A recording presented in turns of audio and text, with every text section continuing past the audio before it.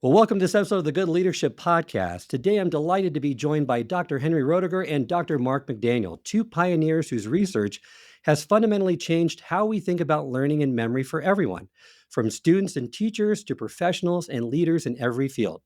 Dr. Henry Roediger is a professor at Washington University in St. Louis and is widely recognized as one of the world's leading memory researchers, best known for his pioneering work on retrieval practice and the study of false memories. His decades of research have shaped how educators and scientists think about memory itself. Dr. Mark McDaniel, also a professor at Washington University and equally influential, is known for his work on human learning, memory, and aging, and how well that application of cognitive principles applies to education. Together, they've co authored the landmark book Make It Stick, which has become a cornerstone of anyone serious about effective learning. During today's conversation, we'll unpack the compelling, sometimes counterintuitive findings from decades of their research, blending cognitive science, real life experiments, and practical strategies. So, whether you're looking to help your team remember better, master new skills yourself, or avoid the common pitfalls in how learning is approached, you're going to find fresh insights in today's episode. Welcome to the Good Leadership Podcast, where we explore the stories, strategies, and insights of thought leaders who inspire us to think differently and lead better. Through candid conversations and expert perspectives, we dive into the challenges, breakthroughs, and practical lessons that shape exceptional leadership. Welcome to the program, Roddy and Mark. Thank you, Charles. Thanks, Charles. I always like to start each episode with our guests learning more about each of you. So, Roddy, why don't you go first and just give us some of your background and tell us what first sparked your personal interest in the science of memory and learning. First sparked my interest in memory. My mother died when I was 5 years old, and I worked at trying to keep her memory alive. And I just started wondering at an early age how that could happen. And so later on, when I was in school, I discovered, hey, there's a whole field that studies human memory. And so that was when I was an undergraduate, and I went on to graduate school at Yale on the same topic. So that's how I got involved from an early age.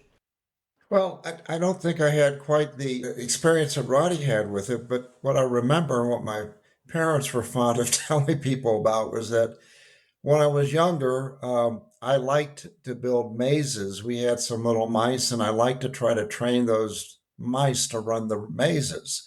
So I was interested in learning from an early age.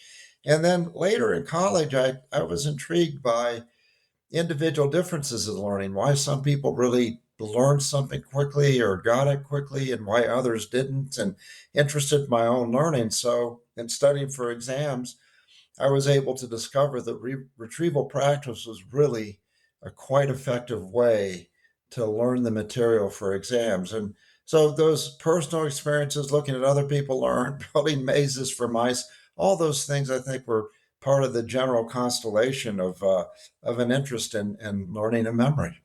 And I know that much of how we structure training and schooling is based on learning theories that have been handed down to us. How we teach and study is largely a mix of theory, lore, and intuition. But over the last 40 years, cognitive psychologists have been working to build a body of evidence to clarify what works and to discover strategies that gets results. I have found, and I think you would agree, we are going about our learning in the wrong ways, and we're giving poor advice to those who are coming up behind us. So let's first unpack really what learning is. And you provide the definition in the book of learning is the acquisition of knowledge or skills and having them readily available from memory so you can make decisions. But it comprises of three parts: encoding, consolidation, and retrieval. Perhaps you can elaborate on each one of those processes to give people more insight into what learning really is. And let's start with encoding. Encoding is simply initial acquisition of information. So if you're listening to this podcast, you're hearing our sentences, you're encoding them briefly, then they'll consolidate, and then the question is, can you retrieve them later on? So encoding is just initial acquisition, the way cognitive psychologists talk about it.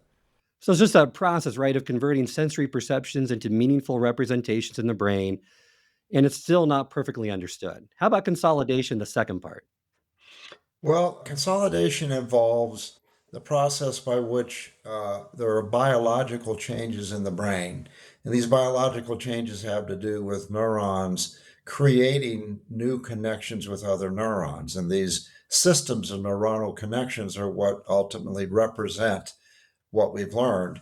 And initially, these activations might be simply activations of neurons among each other, the electrical chemical activations. But then consolidation takes these activations, and when they're activated frequently enough, starts to connect new synapses, build new synapses.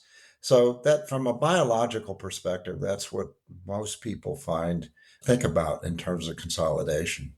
So, this process of strengthening these mental representations for long term memory leads to consolidation, which then the third part is retrieval. And retrieval is, there's a lot of things that go into this, but perhaps just provide a brief explanation of what that is and how effective it can be if used with the right learning techniques. Well, we have to speak of memory traces so that our encodings create memory traces that consolidate. And then the question is, the issue in retrieval is, can we get back to those? That the many experiences that we have in life that consolidate for a brief period of time, and we can remember them. Like you can remember the events you did yesterday pretty well. In a month, you can't. So those, have consolidated because you can remember them, say, overnight, but retrieving them much later is quite difficult, picking out one day from the other, say. And so retrieval is the act of bringing back into consciousness experiences that you had before. And they might be accurate, they might be somewhat accurate, and so forth and so on. And having those effective retrieval cues is an aspect of learning that often goes overlooked. The task is more than committing knowledge to memory. It's being able to retrieve it when you need it. It's just as important. And that's really a lot about adult learning science, is being able to retrieve it in the proper context to be able to use that information. And I think both of you would agree that there's virtually no limit to how much learning we can remember as long as we can relate it to what we already know, which I think is a misunderstood aspect, that all learning is based off of what we already know, our prior knowledge, and connecting it back to that. Could you elaborate on that a little bit more and why that's so foundational to our learning? Well, I mean, part of it, Charles, is from things that we've already mentioned, which is that what we already know implies a rich network of neurons and connections. So when you're learning new things and you relate it to that rich network, now the new things also become incorporated into that network. And this network of rich connections then offers retrieval cues for the new information.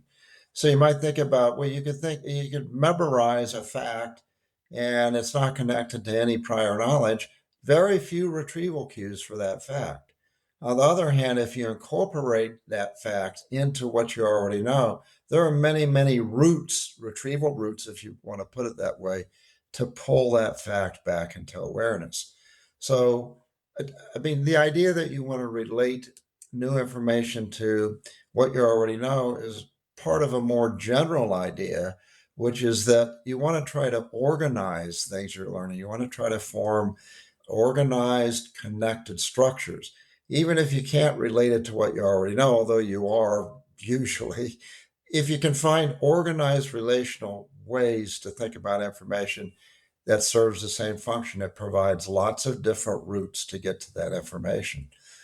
And I see that too a lot, where you have people memorizing these disparate, separate facts of information, and then they can't recall it back at any point in time because they just haven't connected it with anything else. It's just random facts. So versus having these schemas, these mental models that connected in and have many different roots, connections to other material that will help not only with consolidation possibly, but also definitely with retrieval, in having it being retrieved in various contexts.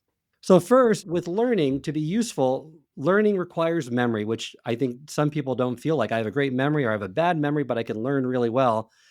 That's not the case. They're inextricably tied together. And the other big misconception I hear a lot is that learning is kind of innate, right? It's not an acquired skill. So you either have it, it's hardwired at birth like IQ, or it's not. Now, there is an upper bound based on your IQ, how fast and how effective you can learn possibly, but both of you have given evidence to suggest that everyone can improve their learning abilities. Absolutely. Yes, that's correct. So this failure to meet this learning challenge really is not your native ability, it's just using the wrong strategies. And some of the most counterintuitive strategies, before we dive into them a little bit deeper, is learning is deeper and more durable when it's effortful, which people don't like to hear that, right? They want it easy. Teachers want it easy. They want the learning to be easy and to be fluent and for people to enjoy it. But you found just the opposite. In many situations, that's correct. That I don't know how deep you want to get into it now since it's coming up, but the strategies we often propose are things like, well, elaboration itself, retrieval practice, something called interleaving, something called space practice versus mass practice. So mass practice is easy, you seem to get better fast. Space practice is more difficult because you're getting it in bits and pieces. But the studies show that over the long term, space practice is better. Retrieval practice is better than rereading, for example. So all of these things have a long-term benefit, but over the short term, they're more difficult. And Robert and Elizabeth Bjork coined the term desirable difficulties. So the difficulties in that they don't help you immediately, but they help you over the long term. They actually hurt you immediately compared to the easy strategies. And that's why we use the easy strategies in school so often. They seem to really work, but they only work over the short term. Go ahead, Mark. Well, Charles, I was going to say, and there's an insidious aspect to this, and that is that not only do I think many of us like easier things, but it's also the case that research has shown that when in experiments, when students are given two possible strategies to learn something, and they're instructed to one set of materials to learn one strategy via rereading, for example, easy, and instructed to learn another set of equivalent materials with something a little bit more difficult, like retrieval practice. And there's a range of strategies as well. Students rate which strategies they found the easiest, and then they rate which strategies they think are most effective. And it turns out there's a high association between the ease of the strategy, rated ease, and the rated effectiveness. So we think it's not just that we want to do something easy, but we really believe we have this metacognition, if you will, our thoughts about learning, that the easier strategies are more effective. And what's especially insidious about it is the easier strategies do give you a sense of fluency. And the brain interprets fluency as a signal that means you've learned it.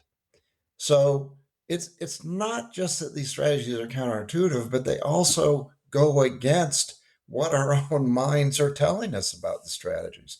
So that's another hurdle that has to be surmounted in having people replace these easy strategies with more difficult ones. They just don't feel effective to people. Well, let's move into more targeted research that both of you have done. I'll start with you, Roddy, because I love to talk about memory athletes. They have gotten more press recently. A lot of professionals, leaders like to know, is this something that I could employ? Will it help me in what I do? Or is this just a specialized skill by the elite mental athletes that not many people can possess? So share some of your insights from your research about memory athletes. What strategies do they use, and why do they work so well? They use a common set of strategies that were developed really back thousands of years ago, starting with the ancient Greeks, but especially in the Middle Ages. And people developed very elaborate strategies. And all of these involve mental imagery, which Mark has studied a lot about. And they involve forming images and then putting them in structures that they call memory palaces. It's like the memory model, but it's actually a set of physical locations. And they will put them in those locations and then go back, locations they've pre-memorized. So then they will form images, sometimes combined images, and put them in special locations, and then go back during retrieval and look at each location and report what's in it. And so it's a very effective technique. The memory athletes say anybody can do this. We did it. We didn't know how to do this, and we learned it. I don't think that's true after studying memory athletes. They're all very smart. They all have, I believe, we've tested them on this, very high working memory capacities. They can remember things in the face of distraction. And third, they have what cognitive psychologists call attentional control, which you can think of more or less for this purpose as the ability to focus and to ignore distraction. Some of them wear blinders so they aren't bothered by visual information coming in. They wear earplugs, and the audience is asked to be very quiet while they perform. So I think you have to be, many people start trying to do this, and not many of them keep going because it's just very hard to start. So I think it really, I mean, probably for people who are heading companies, yeah, they could probably do this, although you age out of this ability because as you age, you lose attentional control, you lose working memory capacity. So there are not many excellent memory athletes after about 40, I would say. They're losing their capacities at that point.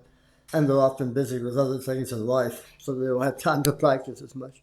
Anyway, I think it's a great skill. It's just amazing to see these people. To give you one example for people who are not familiar with these, that normally we can remember about 7 digits. The digit span, memory span, it was called, for humans is about 7 plus or minus 2. Some people can get 9, some people can only get 5, that kind of thing. But all in that range. Well, for the memory athletes, one of their tasks is what is memory span, what they call spoken numbers. So this is, the task is you get digits, random order, one at a time, 1 per second, very fast.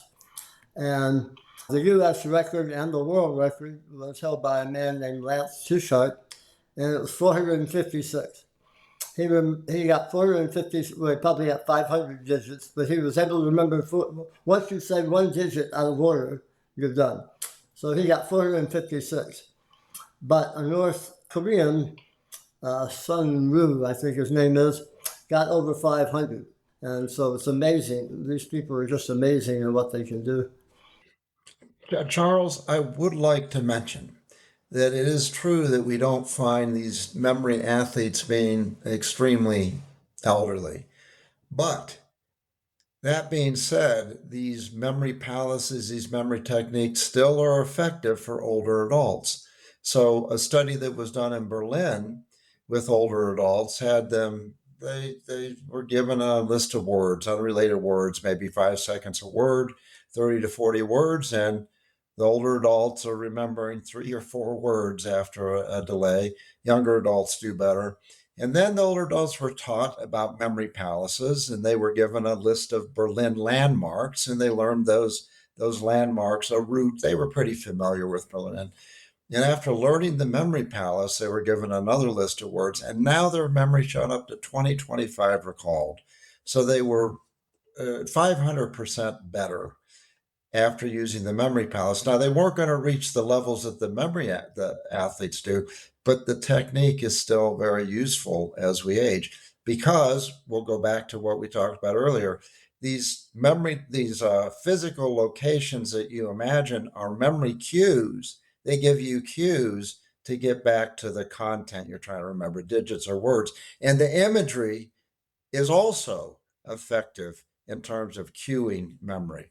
So it all comes back to building relationships that provide cues. And older adults, you had sent some pre-questions for us and asked how can older adults improve their memory? Same way that younger adults improve their memory using these strategies. And what the memory athletes use can be used by anybody to improve their memory. But they're, of course, as Ronnie says, they're never going to get up to these incredible lists of items, but still very useful for all of us. Well, that's good to know because you specialize really in the aging process, and the neuroplasticity of our brains allows us to employ these methods and learn at any age. It might not be at the extent that we did when we were younger, but you're right. These memory palaces, the method of locate. I mean, I've read a lot from Dominic O'Brien, employed his method, and I used to do a distribution route when I was had a newspaper, right? And I memorized these 52 spots in order, and then I attached different cards to it, and the cards had a visual image too. So the visual image of one card was a famous person that's attached to a certain location, and it allows you so much more effectively as long as the information can be paired with a visual image. I found them to be very effective in memorizing card decks and memorizing things that memory champions do. And I think the record right now is under 30 seconds for the world memory champion to memorize a deck of 52 cards randomly shuffled, which just blows me away that they can do that. I'm sure there's techniques that we can use like the memory palace or storytelling or different types of mnemonic techniques that would be effective for us as well. I think some of these strategies can be adapted. That in Make It Stick, our book, we have discussion with James Patterson, who's a memory athlete, but also a high school teacher. And he teaches all kinds of things, but taught an AP, I think, psychology course. And he would take them, so he would teach the class, so you learn all about, say, a different theory, or say 3 theories of eating behavior and why people are overweight. And what he would do would be take them to like a coffee shop, and then the class would sit there, and he would say, "Okay, imagine this theory over here walking up the stairs. Now you've got a retrieval cue from this coffee shop, and so it doesn't help you with all the fine detail. But what he said, now suppose you get on the test, what are the 3 theories about eating behavior? Explain them. Well, now you've got a mnemonic for here's one, there's the other, here's the other. And then you have had to learn all about the fine details in class, but it does help you get back to the main topics. So he was incorporating mnemonics and teaching psychology, method of loci mnemonics with real places. You wouldn't have to have real places, but he did by taking people out. So I think they can be used in that way. It is true that certainly what the memory athletes do in their competitions is all, I mean, they learn names and faces, which is great, but like remembering decks of cards and remembering random digits, no, those aren't meaningful. And they've got a new competition where you've got remembering the first 10,000 digits of pi. So 3.14159, so forth and so on. And the task is they give you 5 digits of pi from anywhere, just randomly picked, and you have to say the next 5. And people can do that. Not me, but somebody can. So that's another competition, how well you can do that. So they do amazing things, but they tell us that they're as absent-minded as anybody else. They forget where they left their car keys, because they're not using their special strategies in their daily lives very much. But it does take the right kind of material. So the kinds of things Mark and I have studied, like retrieval practice, are techniques everybody can use. And it doesn't matter what your working memory is or anything else, that anybody can use these.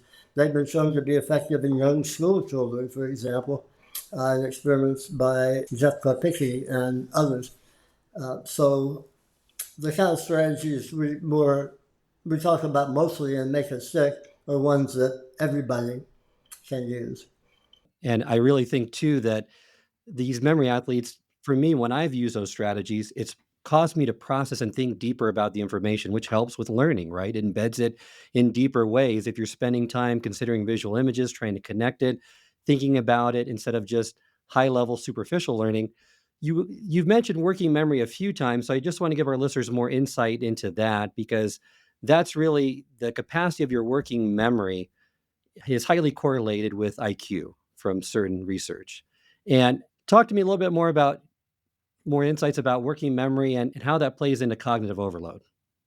Working memory is also closely aligned with attentional capacity, with the ability to focus your attention. And it turns out that you mentioned a lecture of 3 hours. It turns out that studies have shown that almost all, maybe all students, it's hard to say, probably all students show a waxing and waning of that attentional focus. So for 10 minutes, attention can be very focused, and you're doing effective encoding, getting things, creating representations. But then that attention wanes. And then we know the attention wanes, encoding is not going to be as effective. So what I would say is we need to recognize that human limitation. It's a bottleneck. If we recognize that and we take breaks or we get students involved in some activities like answering questions or discussing points within that 3 hour span, we're going to do much better in terms of helping students learn and working with the limits of the human system, the human working memory system. So I would say, yes, it's limited and it's responsible for a great deal of encoding. And as teachers and students and business people, we need to work with that capacity. Now, I know that your world is largely the business world and the corporate world. And I was involved at WashU with a business, well, he was a dean there who worked with executive training. And he said, I'd like you to work with me on how we can improve executive training. And it's a very tough nut to crack because these executives come in for 2 days during the weekend and they get inundated with a lot of information. And then they go back, and studies find after a couple months they don't remember much about this at all. And so I was working with the dean. He said, the problem is we can't change that.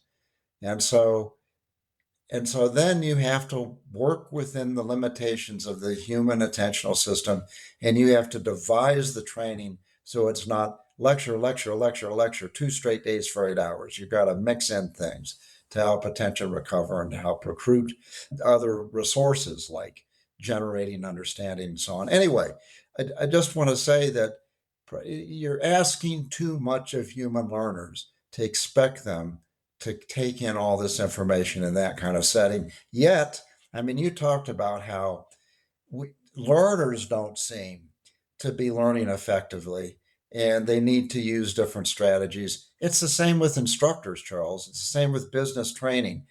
They don't seem to be acknowledging the human side, their pupil side of learning and modifying things to take advantage of and also to help offset some of the limitations. So I think it worked.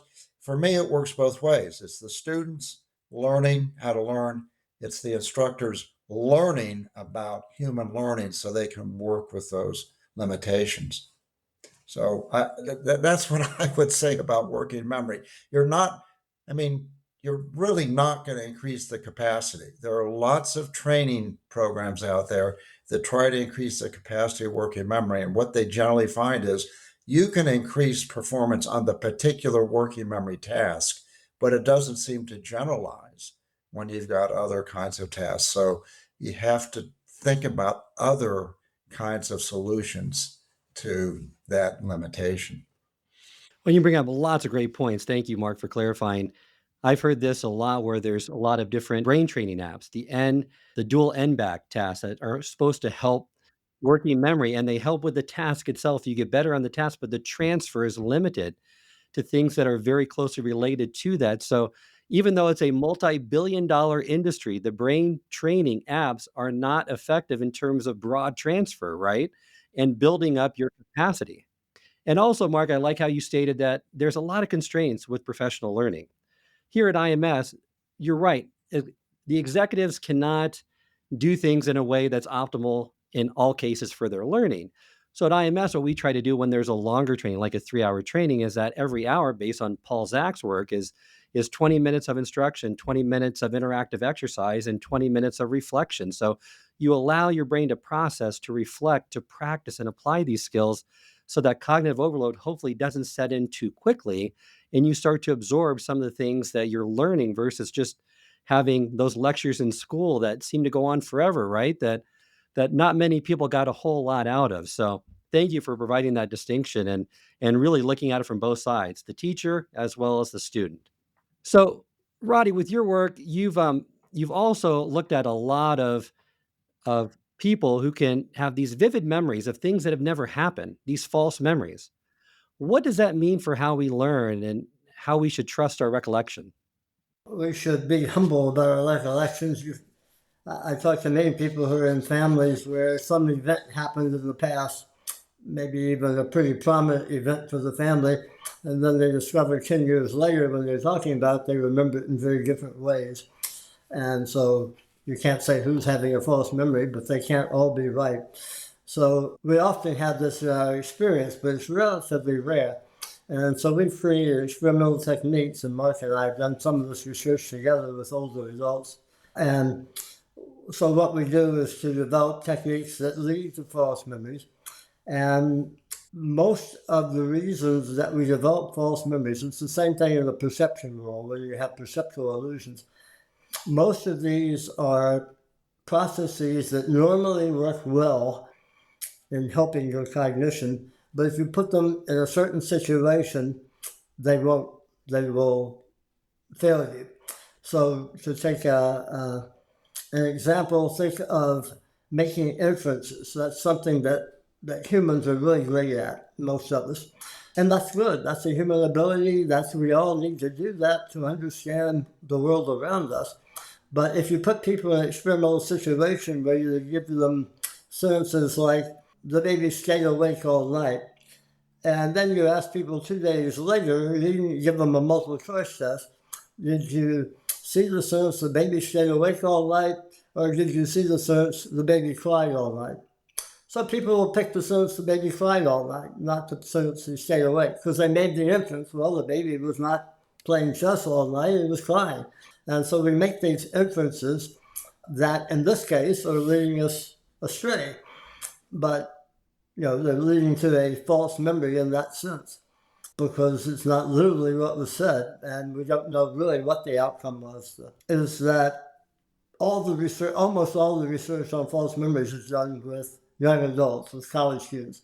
If you think about it, they're the worst sample in the world to study false memories. They have the best memories they're ever going to have. And as you get older, the older adults, and all the paradigms we studied, they're more likely to show false memories.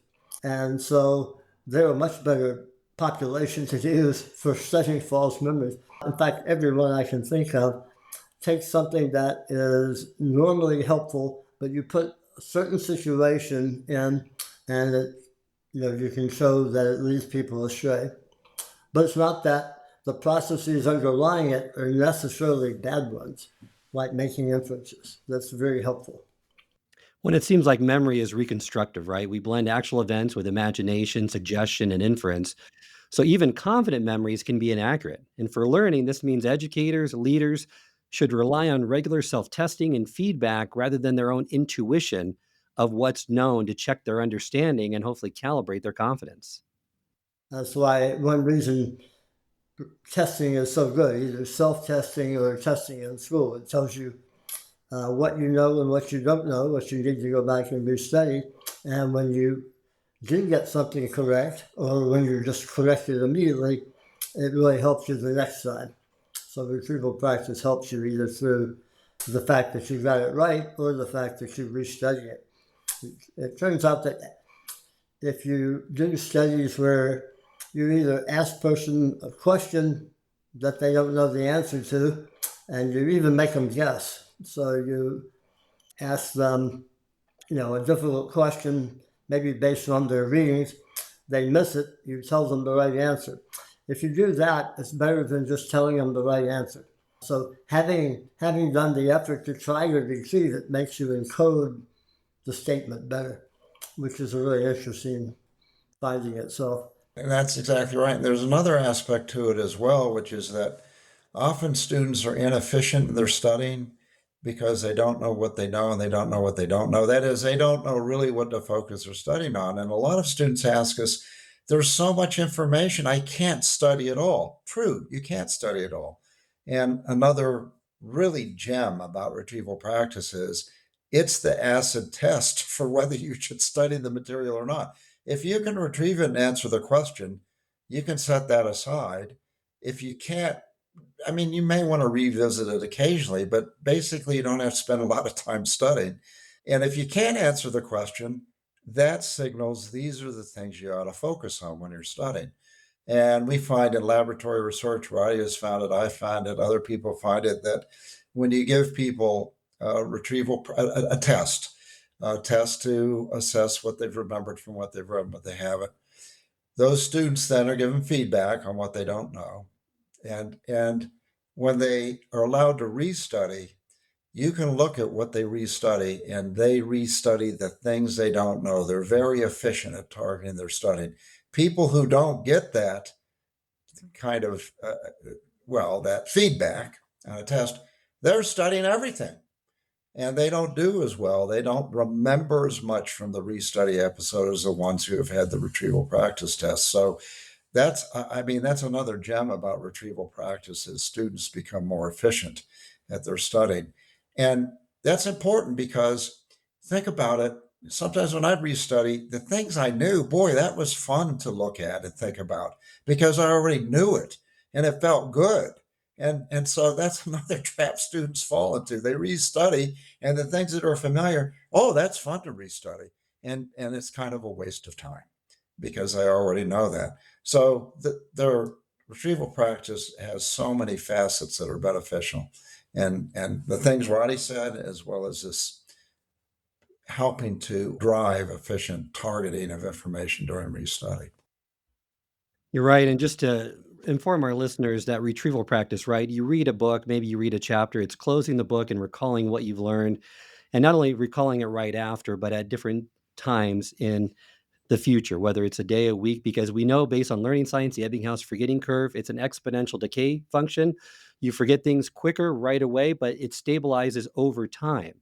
So if you can correct that, if you can adjust that right away to say, okay, I'm going to review this 20 minutes, an hour, a day after, that really helps to reset that forgetting curve and help you to remember it for a longer period of time. But retrieval practice is, they call it testing. It's just, what do you recall from that information? Not if it's familiar, where you're just rereading the text, but closing the book and actually trying to recall it. That's what we mean by retrieval practice. That's right. And Charles, you raise a really good point, which is that many times instructors now will incorporate retrieval practice into their classroom, but some don't. And so students have emailed us and said, well, my instructor doesn't know about retrieval practice. What should I do? And it's exactly as you say. You can administer self-retrieval practice by closing your book, trying to recall what you read. You can even do this after a couple paragraphs when you're studying. Whatever amount of information seems most digestible to you, at that point you stop and you try to recall. And then later, and what you miss, then you can later review. So you're absolutely right. You can make flashcards. That's another great way to do self-retrieval practice. There are many ways to do that. You can take practice exams. Many instructors now have practice exams you can take. Here's one, I might just mention one pitfall with these practice exams or practice problems, especially in the chemistry courses and physics courses, is the students like to take those problems and look up the answer and then say, oh, okay, I can see how you get the answer, instead of trying to solve the problem on their own. That defeats the whole purpose of having a practice problem or practice question. So that, and then some people, students use flashcards like that. They look at the question and they look at the answer and they say, okay, I knew that. I knew that. So one pitfall is students really do have to go through the process of trying to solve the problem or try retrieval practice. But many ways students can initiate that on their own without an instructor having to guide it. When you speak to generation too, it's generating that answer prior to it being revealed to you. Otherwise, once again, you're just basing it on familiarity. I reread it, it looks familiar, but that's that illusion of mastery. You don't have it deeply embedded and encoded. I taught introductory psychology for many years, and after the first test, you have students come. I remember students coming in crying, saying, "I studied and studied and studied, and I got a D."